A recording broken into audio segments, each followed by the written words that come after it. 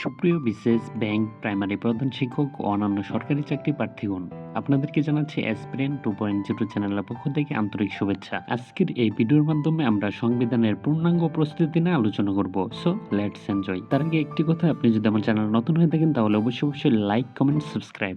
আজকের ক্লাসটি 5টি ভাগে সাজিয়েছি। প্রথমেই আমি আলোচনা করব সংবিধান রচনার প্রেক্ষাপট নিয়ে, এরপরে আলোচনা করব সংবিধানের বৈশিষ্ট্য, তারপর 1 থেকে 47 নং ধারা একদম কিভাবে মুখস্থ রাখবেন তা দেখিয়ে দেব। এরপরে গুরুত্বপূর্ণ বাকি যে সকল ধারা আছে সেগুলো নিয়ে আলোচনা করব এবং সর্বশেষ আলোচনা করব সংবিধান সংস্কার বা সংশোধন নিয়ে। তো প্রথমে আমি সংবিধান রচনার প্রেক্ষাপট নিয়ে আলোচনা করছি, এর বেশি ইতিহাস আর জানা প্রয়োজন নেই। বাংলাদেশ সংবিধান রচনার প্রেক্ষাপট। বাংলাদেশ সংবিধান রচনার প্রথম পদক্ষেপ হচ্ছে গণপরিষদের আদেশ জারি। গণপরিষদের আদেশ জারি করা হয় 23শে মার্চ 1972। সংবিধান প্রণয়ন কমিটির সদস্য ছিল 34 জন। সভাপতি ছিলেন ডক্টর কামাল হোসেন। একমাত্র মহিলা সদস্য ছিলেন বেগম রাজিয়া বানু। সংবিধান প্রণয়ন কমিটিতে একমাত্র বিরোধী দলের সদস্য ছিলেন সুরঞ্জিত সেনগুপ্ত। সংবিধানের হস্তলেখক হচ্ছে আব্দুর রউফ। হস্তলিখিত সংবিধান কত পাতার? 93 পাতার। সংবিধানের অঙ্গসজ্জা করেন শিল্পাচার্য জয়নুল আবেদিন। সংবিধান গণপরিষদে উত্থাপিত হয় 12 অক্টোবর 1972। সংবিধান গণপরিষদে গৃহীত হয় 4 নভেম্বর 1972। সংবিধান স্বাক্ষরিত হয় 14 ডিসেম্বর 1972। অনেক জায়গায় 15 ডিসেম্বর 1972 দেওয়া আছে। সংবিধান স্বাক্ষর করেননি সুরঞ্জিত সেনগুপ্ত। সংবিধান কার্যকর হয় 16 ডিসেম্বর 1972। সংবিধান দিবস 4 নভেম্বর। গণপরিষদের সদস্য ছিল 403 জন। কমিটিতে একটি বিরোধী দল ছিল, তা হচ্ছে ন্যাফ মুজাফফর। কমিটির প্রথম বৈঠক বসে 17 এপ্রিল 1972 সালে। তখন রাষ্ট্রপতি ছিলেন আবু সাইদ চৌধুরী, প্রধানমন্ত্রী ছিলেন শেখ মুজিবুর রহমান। এই পর্যায়ে আমরা বাংলাদেশ সংবিধানের বৈশিষ্ট্যগুলো দেখব। 1 নম্বর বৈশিষ্ট্য, প্রস্তাবনা। প্রস্তাবনা আছে 1টি, ভাগ বা অধ্যায় 11টি, তফসিল 7টি, অনুচ্ছেদ 153টি, মূলনীতি 4টি। অল্প করে প্রস্তাবনাটা দেখিনি। বাংলাদেশ সংবিধানের প্রস্তাবনার শুরুতে বিসমিল্লাহির রহমানির রাহিম, দয়াময় পরম দয়ালু আল্লাহর নামে বাক্যটি দিয়ে শুরু করে রাষ্ট্রের মূল আদর্শ, লক্ষ্য ও নাগরিকদের অধিকারের কথা ঘোষণা করা হয়েছে।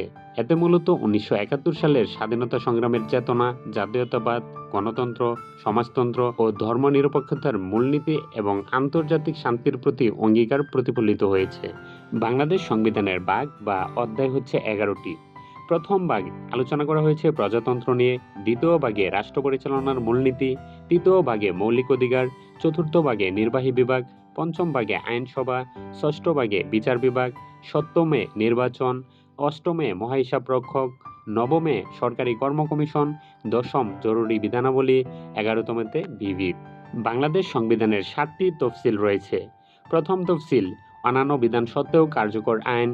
দ্বিতীয় তফসিল রাষ্ট্রপতি নির্বাচন বর্তমানে বিলুপ্ত। তৃতীয় তফসিল শপথ ও ঘোষণা। চতুর্থ তফসিল ক্রান্তিকালীন ও অস্থায়ী বিধানাবলী।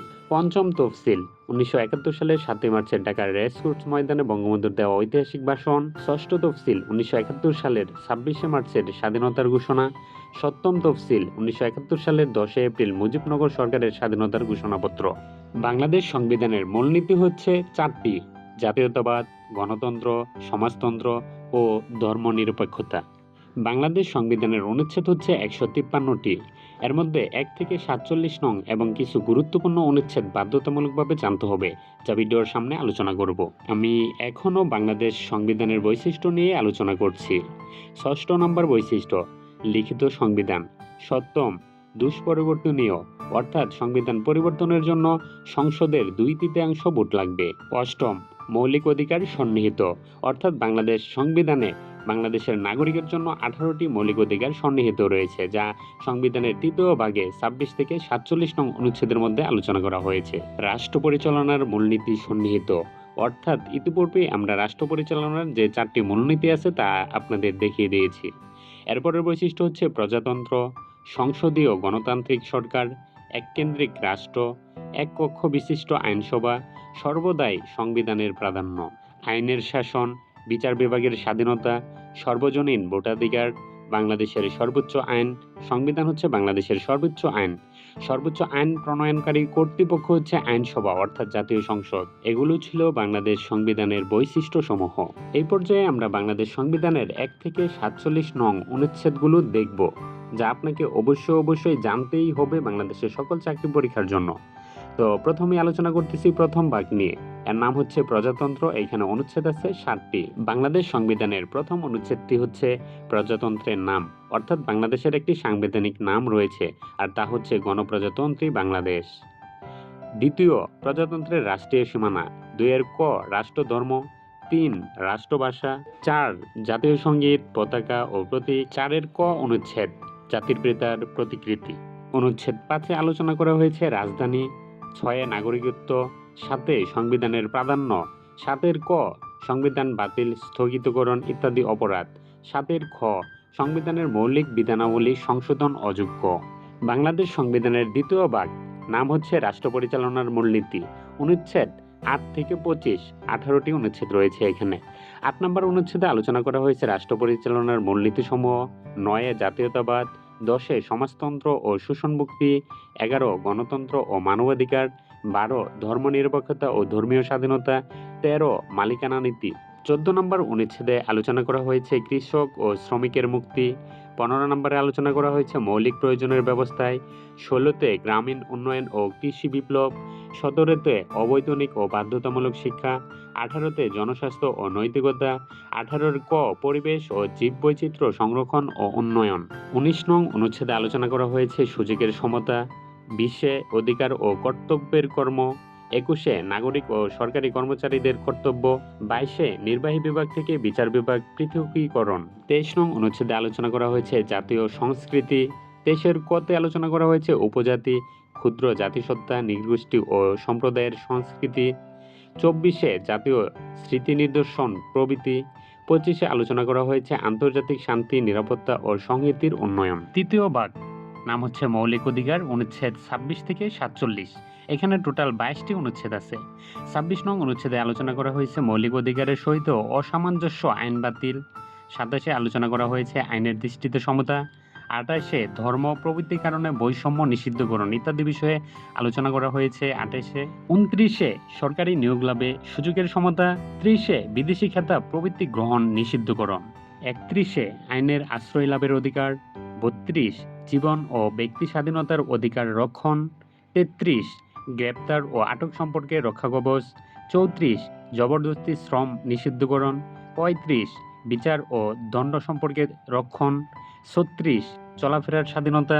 37 সমাবেশের স্বাধীনতা। 38 সংগঠনের স্বাধীনতা। 39 চিন্তা ও বিবেকের স্বাধীনতা এবং বাক স্বাধীনতা। 40 পেশা বা বৃত্তির স্বাধীনতা। 41 ধর্মীয় স্বাধীনতা। 42 সম্পত্তির অধিকার। 43 গৃহ ও যোগাযোগ সংরক্ষণ। 44 মৌলিক অধিকার বলবৎকরণ। 45 শৃঙ্খলামূলক আইনের ক্ষেত্রে অধিকারের পরিবর্তন। 46 দায়মুক্তি বিধানের ক্ষমতা। 47 কতিপয় আইনের হেফাজত। 47 ক সংবিধানের কতিপয় বিধানের অপ্রযোজ্যতা। এ পর্যায়ে আমরা সংবিধানের গুরুত্বপূর্ণ বাকি যে সকল ধারা আছে ওইগুলো নিয়ে আলোচনা করব। 1 নম্বরে আছে শিক্ষা সংক্রান্ত অনুচ্ছেদ। এটা আছে 17, 28, 41। এই 3টা অনুচ্ছেদই মূলত শিক্ষা সংক্রান্ত অনুচ্ছেদ। অবৈতনিক ও বাধ্যতামূলক শিক্ষা 17 নম্বর অনুচ্ছেদে আলোচনা করা হয়েছে। রাষ্ট্রপতি নির্বাচন, দায়িত্ব, যোগ্যতা ইত্যাদি 48 নং অনুচ্ছেদে আলোচনা করা হয়েছে। রাষ্ট্রপতির অভিশংসন 52 নং অনুচ্ছেদে আলোচনা করা হয়েছে। প্রধানমন্ত্রীর মেয়াদ 57 নং অনুচ্ছেদে আলোচনা করা হয়েছে। স্থানীয় শাসন 59 নং অনুচ্ছেদে আলোচনা করা হয়েছে। অ্যাটর্নি জেনারেল 64 নং অনুচ্ছেদে আলোচনা করা হয়েছে। সংসদ প্রতিষ্ঠা 65 নং অনুচ্ছেদে আলোচনা করা হয়েছে। ফ্লোর ক্রসিং 70 নং অনুচ্ছেদে আলোচনা করা হয়েছে। সংসদে প্রথম রাষ্ট্রপতির ভাষণ, অর্থাৎ একটা জাতীয় সরকার গঠনের পর সংসদে যে প্রথম অধিবেশন হবে সেই প্রথম অধিবেশনে রাষ্ট্রপতি ভাষণ দিবেন, এটা সংবিধানের 73 নং অনুচ্ছেদে বলা হয়েছে। ন্যায়পাল 77 নং অনুচ্ছেদে। বার্ষিক আর্থিক বিবৃতি 87 নং অনুচ্ছেদে বলা হয়েছে। হাইকোর্ট বিভাগের ক্ষমতা 102 নং অনুচ্ছেদে। নির্বাচন কমিশন 118 নং অনুচ্ছেদ। মহাহিসাব নিরীক্ষকের দায়িত্ব 127 নং অনুচ্ছেদ। সরকারি কর্ম কমিশন 137 নং অনুচ্ছেদ। এখানে টোটাল 137 থেকে 141 নং অনুচ্ছেদেই মূলত সরকারি কর্ম কমিশন সম্পর্কে আলোকপাত করা হয়েছে। জরুরি অবস্থা ঘোষণা সংবিধানের 141-এর ক অনুচ্ছেদে আলোকপাত করা হয়েছে। সংবিধান সংশোধন 142 নং অনুচ্ছেদের আলোকে। বাংলাদেশের নামে মামলা করা যাবে 146 নং অনুচ্ছেদের আলোকে। যে কোনো সাংবিধানিক ব্যক্তির শপথ গ্রহণের কথা সংবিধানের 148 নং অনুচ্ছেদে আলোকপাত করা হয়েছে। এই পর্যায়ে আমরা সংবিধান সংশোধন বা সংস্কার নিয়ে আলোচনা করব। বাংলাদেশ সংবিধান ইতিমধ্যে 17 বার সংশোধন হয়েছে এবং 18তম সংবিধান সংশোধন নিয়ে আলোচনা চলছে জাতীয় সংসদে। বাতিলকৃত সংশোধনী পঞ্চম, সপ্তম, ত্রয়োদশ, ষোড়শ এবং সর্বশেষ পঞ্চদশ সংশোধনীকে হাইকোর্ট বাতিল ঘোষণা করেছে। জরুরি অবস্থা জারি। বাংলাদেশে এ পর্যন্ত জরুরি অবস্থা জারি হয়েছে 5 বার: 1974, 1981, 1987, 1990 এবং 2007। সংবিধান স্থগিত করা হয় 3 বার: 1975 থেকে 1979, 1982 থেকে 1986 এবং 1990 সাল। এই পর্যায়ে আমরা সংবিধানের যে 17টা সংশোধন হয়েছে তা দেখব। প্রথম সংশোধনী 1973, 71-এর যুদ্ধ অপরাধী ও মানবতা বিরোধী অপরাধীদের বিচার নিশ্চিত করা এবং তাদের কিছু মৌলিক অধিকার স্থগিত করা প্রসঙ্গে হয়েছিল। দ্বিতীয় সংশোধনী 1973, দেশে অভ্যন্তরীণ গোলযোগ বা বহিরাক্রমণে জরুরি অবস্থা ঘোষণার বিধান ইত্যাদি বিষয়ে হয়েছিল। তৃতীয় সংশোধনী 1974, বাংলাদেশ ভারত সীমান্ত চুক্তি অর্থাৎ মুজিব ইন্দিরা চুক্তি এর অনুমোদন এবং বেরবারি ভারতের কাছে স্থানান্তর সংক্রান্ত বিধান। চতুর্থ সংশোধনী 1975, সংসদীয় পদ্ধতির বদলে রাষ্ট্রপতি শাসিত সরকার এবং বহুদলীয় রাজনীতির পরিবর্তে একদলীয় শাসন চালু করা। পঞ্চম সংশোধনী 1979, 1975 সালের সামরিক অভ্যুত্থানের পর থেকে 1979 সাল পর্যন্ত সামরিক সরকারের যাবতীয় কর্মকাণ্ডের বৈধতা দান। পরবর্তীতে উচ্চ আদালত এটিকে অবৈধ ও বাতিল ঘোষণা করে।